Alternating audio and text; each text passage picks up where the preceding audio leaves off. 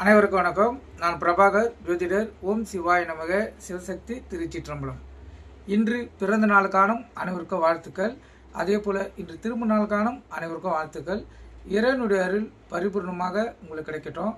உங்களுடைய மனம் எதை நீ ஆசைப்படுகிறதோ அந்த ஆசை நியாயமான ஆசையாக இருந்தால் நிறைவேறட்டும் என்று எம்பெருமான் சிவபெருமானிடம் அடியேன் வேண்டிக் கொள்கிறேன். இப்போ நான் என்ன சொல்ல போகிறேன்னா, இன்றைய ராசி பலன் தான் சொல்ல போகிறேன். அதுக்கு முன்னாடி இந்த மே மாதம் 2 பௌர்ணமி கருத்தில் கொள்ளுங்க. 1ஆம் தேதி ஒரு பௌர்ணமி போயிடுச்சு. அப்புறம் 31ஆம் தேதி ஒரு பௌர்ணமி.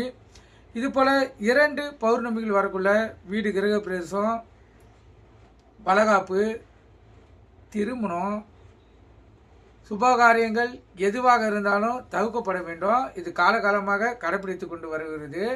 ஆனால் இது தெரியாமல் நிறைய பேர் இந்த மாதம் திருமணம் வைத்திருக்காங்க.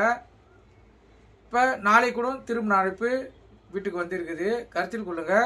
இது போலலாம் திருமணங்கள் நடத்தக்குள்ள அவங்களுடைய இல்லற வாழ்க்கை பிரச்சனையிலேயே முடியும்.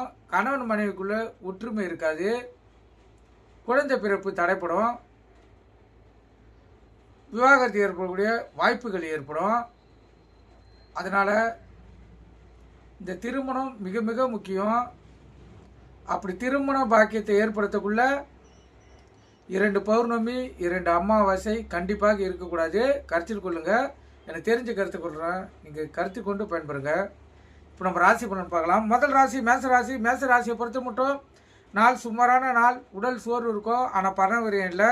இந்த ரிஷப் ராசியை பொறுத்த மட்டும் இரட்டிப்பு லாபம் பெறக்கூடிய நாள். சிறு தொழில் தக்காளி வெங்காயம் பூண்டு காய்கறிகளா இந்த இரட்டிப்பு லாபத்தில் பார்க்கலாம்.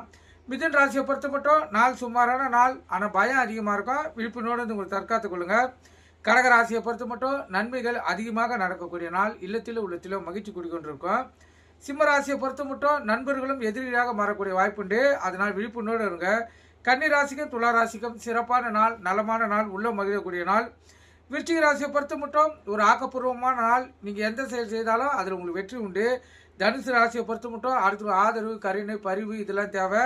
அதில் வண்டி வாய்ச்சலுக்குள்ள கவனமாக செல்லுங்க. மகர ராசியை பொறுத்த மட்டும் இன்று மறதி அதிகமாக இருக்கும். அதனால் எச்சரிக்கை அறிந்து நாளை செலவு செய்யுங்க. கும்பராசிக்கும் மீன ராசிக்கும் சிறப்பான நாள், ஆனால் கோபம் அதிகமாக வரும். அதனால் விழிப்புணர்வோடு இருங்க. அதே போல் அடுத்த உதவி தேவைப்படுது. வண்டி வாய்ச்சலுக்குள்ள மிக கவனமாக செல்லுங்க. அப்போ தான் இந்த நாள் உங்களுக்கு சிறப்பான நாளாக அமையும். இப்போ இந்த கும்பராசிக்கும் மீன ராசிக்கும் சந்திராசிக்குது.